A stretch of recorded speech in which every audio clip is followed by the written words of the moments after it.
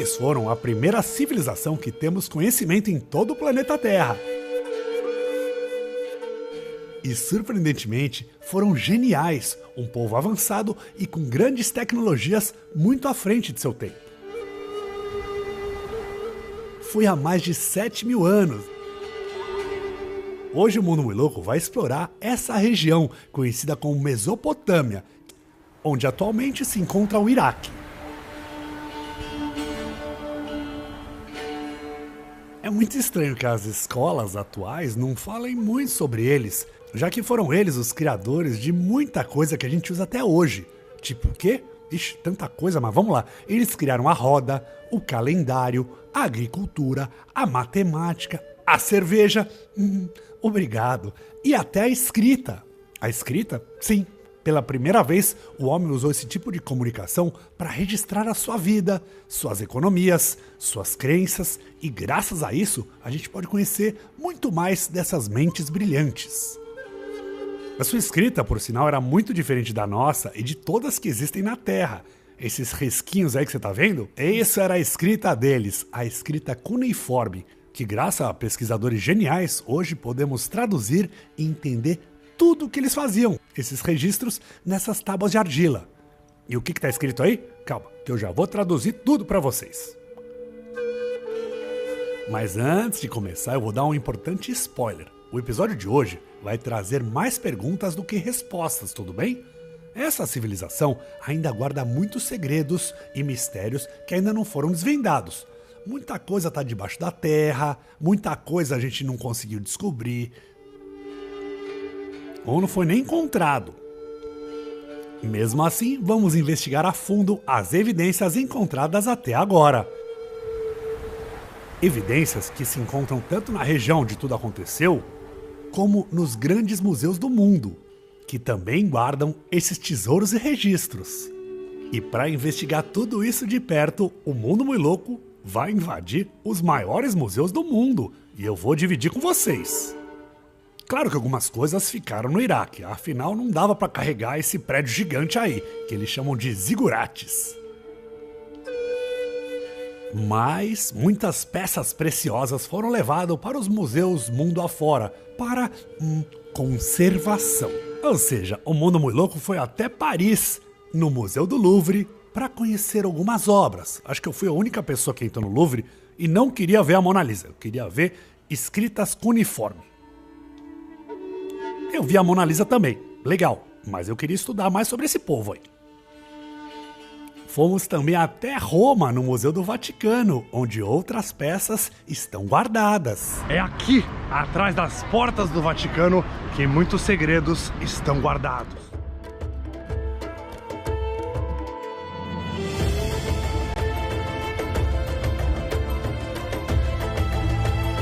Ou até Londres, para explorar o magnífico British Museum. Esse é um dos que mais guarda todas essas preciosidades.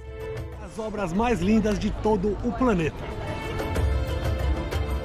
Olha, eu tive que gastar minhas milhas para ver tudo isso mais de perto, para acreditar no inacreditável e para conhecer um pouco mais de um povo pouco explorado por tamanha riqueza histórica e genialidade. Olha, eu tive que estudar e viajar muito para fazer esse episódio, então não esquece de deixar o seu like aí ou mandar no grupo da família aí para dar mais conhecimento pro tio Alberto.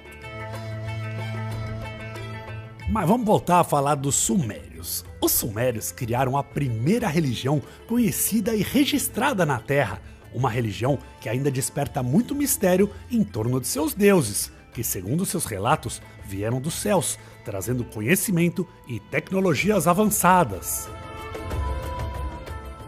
Segundo sua mitologia, são eles os descendentes de Anu, ou os filhos de Anu, com Anu sendo deus do céu, também conhecidos como Anunnakis, que eu vou falar mais pra frente. A história dos sumérios é muito rica e complexa, abrangendo vários milênios e deixando um legado profundo nas civilizações que vieram depois. O rio é sempre o berço da vida. O clima desértico não ajudava muito a prosperar, mas o rio possibilitava a sobrevivência e desenvolvimento. Tudo que era plantado às margens do rio florescia como magia. Assim como no rio Nilo, o rio Tigre e Eufrates também tinham as cheias todos os anos, que traziam os nutrientes aí das terras de cima, trazendo o plantio prosperar de uma forma rica e abundante. As cheias e as baixas se repetiam de acordo com os períodos do ano, que obrigou esse povo a estudar os ciclos do rio e da natureza, para aproveitar o melhor possível esse presente divino.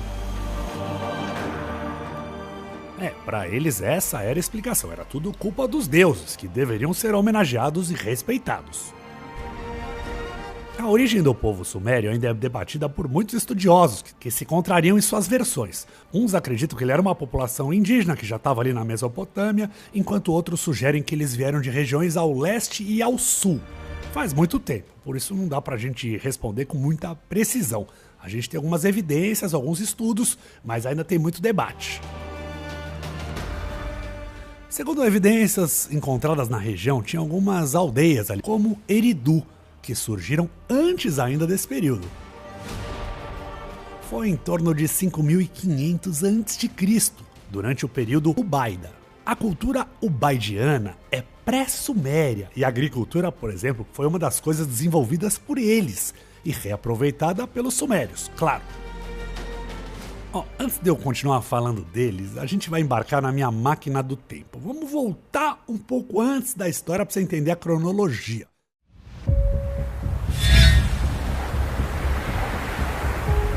Vamos começar pelo Big Bang, que aconteceu há aproximadamente 15 bilhões de anos atrás. Você acha que eu exagerei? Não, é só para entender um pouco das datas, tá bom? Foi aí que a Terra foi formada. Já o primeiro homem demorou um pouco mais para aparecer. Ou melhor, não era nem homem ainda, era o Homo sapiens, que teria surgido na África há cerca de 200 mil anos. E de lá, eles se espalharam pelo mundo. Os egípcios, por exemplo, que a gente já estudou bastante aqui no canal, eles surgiram entre 3.300 a.C., talvez um pouco mais, tem muito debate, mas já os sumérios foi em 4.000, 4.500 a.C. Eles vieram antes de todo mundo. E foi com eles, nessa região do Oriente Médio, que um grande salto evolutivo aconteceu. Tudo que os sumérios inventaram pode parecer simples hoje em dia para nós, mas coisas simples como a roda, a agricultura, matemática, astronomia, escrita, medicina, leis e muito mais não são tão simples assim de se criar. É muita genialidade para um povo só. Por isso, tem muita gente que acredita que os deuses trouxeram conhecimento. Segundo as próprias lendas, falam que os deuses vieram dos céus com conhecimentos, com tecnologias, enfim. Mais pra frente a gente fala disso. Vamos falar das cidades. Foi em 3.500 a.C. que Uruk surgiu. Aliás, foi uma das primeiras e mais importantes cidades do planeta. Deixa eu dar o crédito certo. A primeira cidade do mundo foi Eridu, também na Suméria. Mas foi Uruk que levou o crédito, porque cresceu muito mais. As duas eram pequenos, despretensiosos assentamentos em 4.000, 4.500 a.C., mas 500 anos depois, Uruk bombou. Ele cresceu e se converteu a um modelo de urbanização que seria exemplo para todo mundo.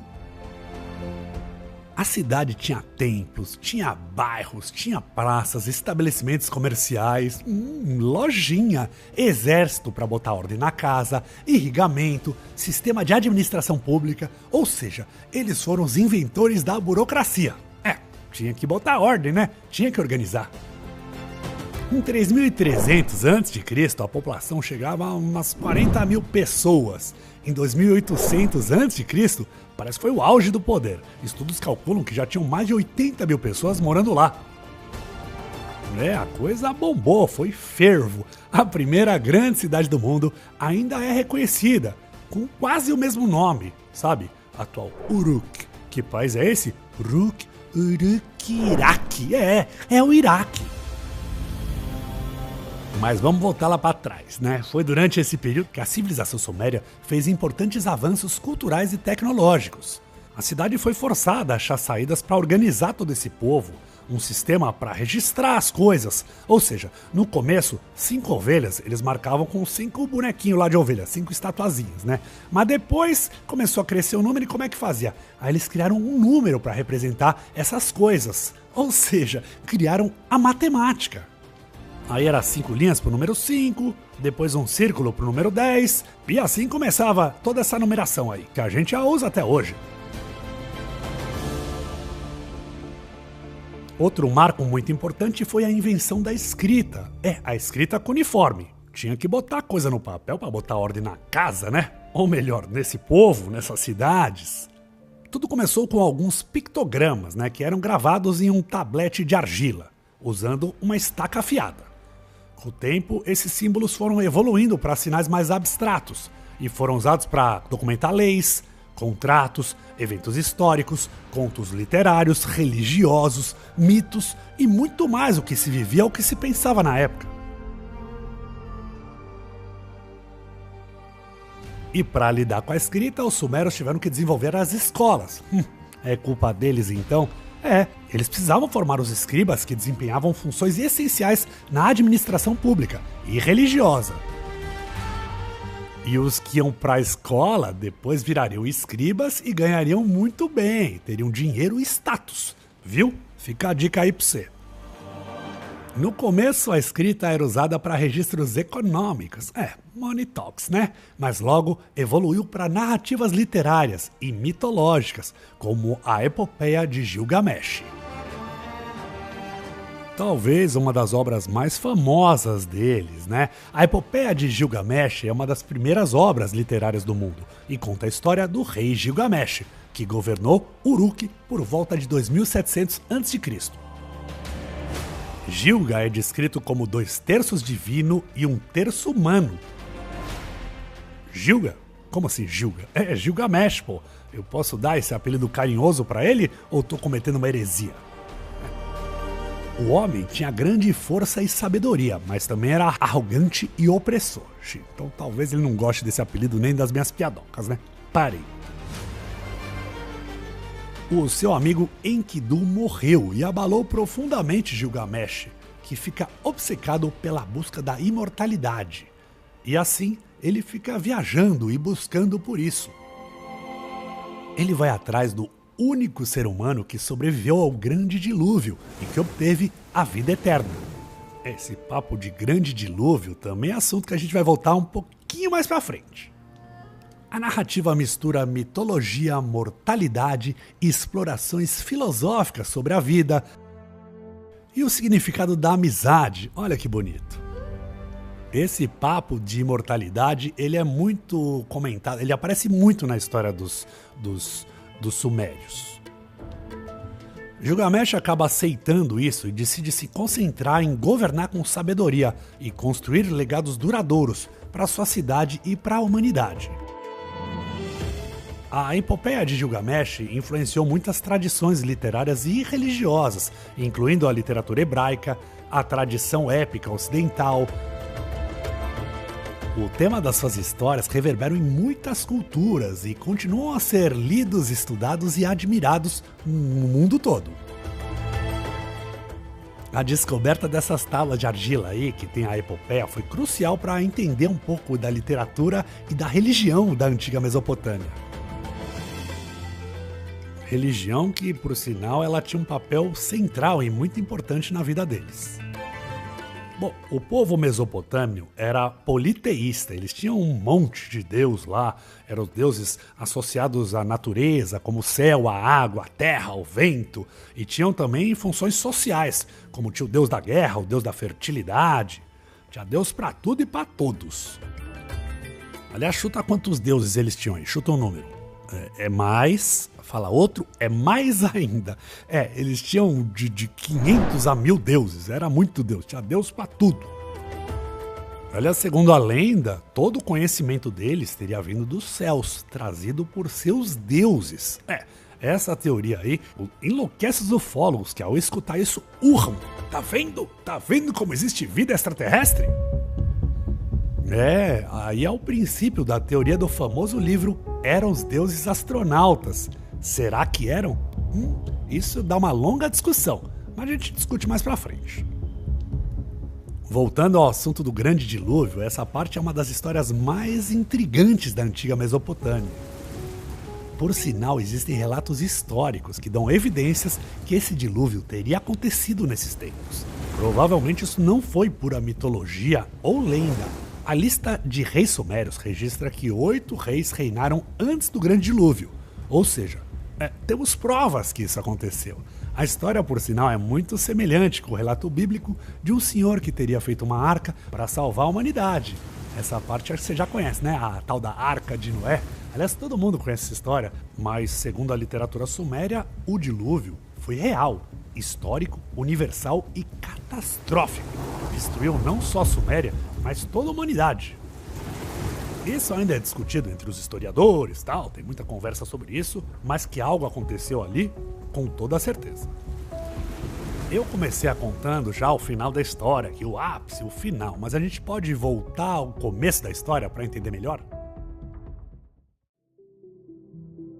A origem da palavra Anunnaki remonta à língua suméria e significa aqueles que vieram do céu. De acordo com o épico, depois que o universo foi criado, a partir do mar primitivo, os deuses nasceram e as divindades moldaram o homem a partir do barro para cultivar a terra e cuidar dos rebanhos e perpetuar a adoração aos deuses. Esses deuses tinham um ego grande, né? Criaram o homem para ficar cultuando eles. Se eu for falar dos deuses, então a gente já acaba o programa, né? Porque mais de 1000 deuses aqui, fora as histórias, que são infinitas. É muita coisa, depois se quiserem eu faço outros episódios só das histórias.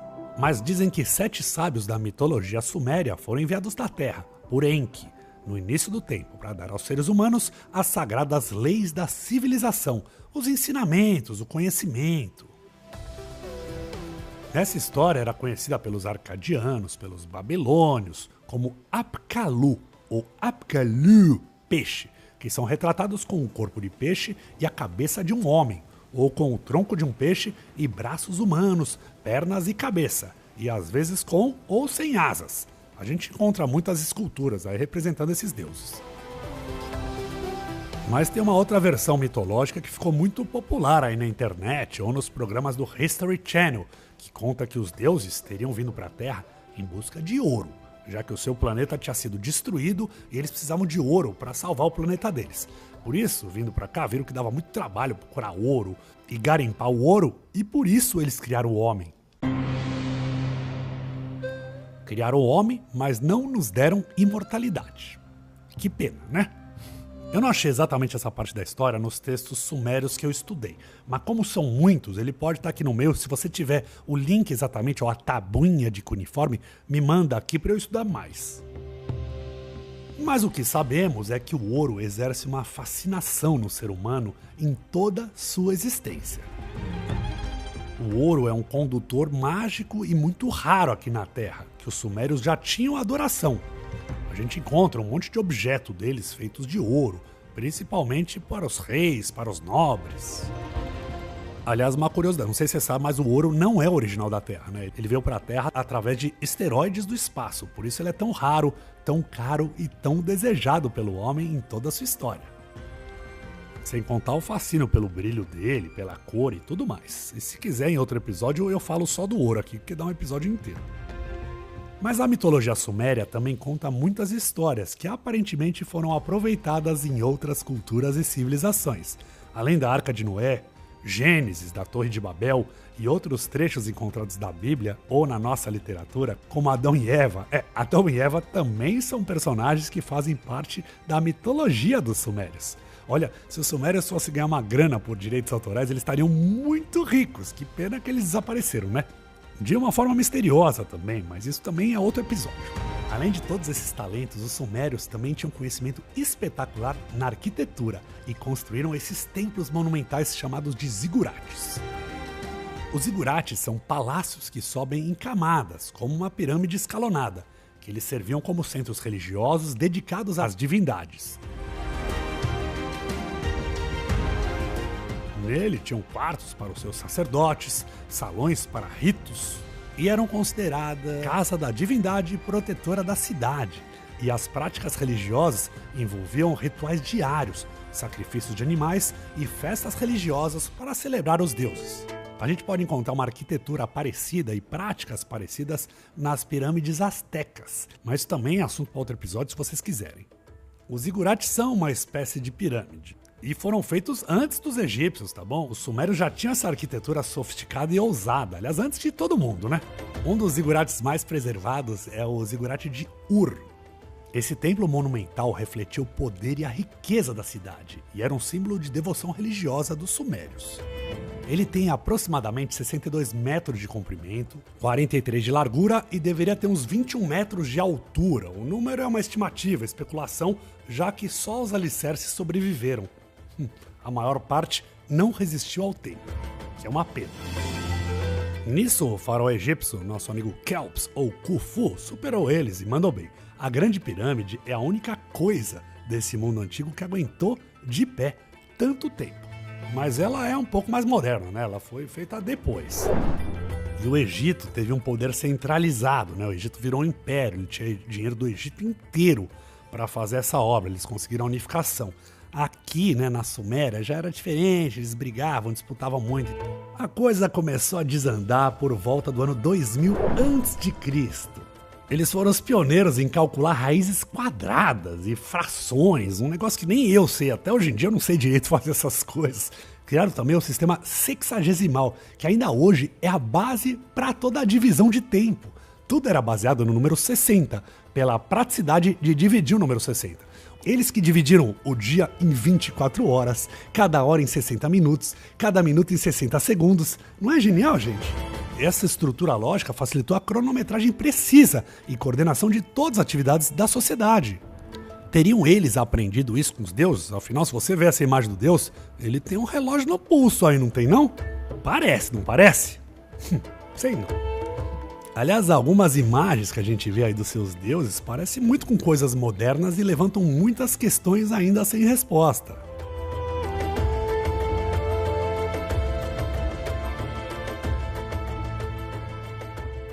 E essas bolsas aí que eles carregavam, né? Que a gente encontra também em imagens de deuses mexicanos, que ficava do outro lado do mundo, não tinha comunicação e nem nada. Inclusive os nossos astronautas também carregam essa bolsa. Não é curioso? Uma bolsa ritualística, sei lá, vamos dizer muita coisa. Os estudiosos falam muita coisa, mas eu achei muito curioso isso. Bom, eles gostavam tanto de olhar de baixo para cima, né? Ficavam estudando os céus para entender um pouco dessa, administrar o tempo, administrar os rios, né? Como também conheciam um pouco de cima para baixo. Quando a gente vai para Londres, o Museu Britânico abriga essa peça surreal. Sabe o que é isso? Esse é um mapa feito entre o ano de 700 e 500 a.C. e ele mostra a Babilônia ao centro, a Assíria, o Elão, ou seja, esse é o primeiro mapa da história do mundo. E ainda ele marca a distância entre elas, né? O texto uniforme ainda descreve essas regiões que ali viviam feras estranhas e míticas, bem como grandes heróis, enfim. É muito curioso que naquela época já tinha mapa. E eles brigavam muito entre si, que foram se enfraquecendo, mas muita coisa foi absorvida pelos povos que invadiram lá a região, né? Muitas coisas da cultura deles foi preservadas e adaptada por impérios que vieram depois, como os babilônicos e os assírios. E fora outras culturas que aprenderam com eles e usaram suas tecnologias e inovações para seguir em frente.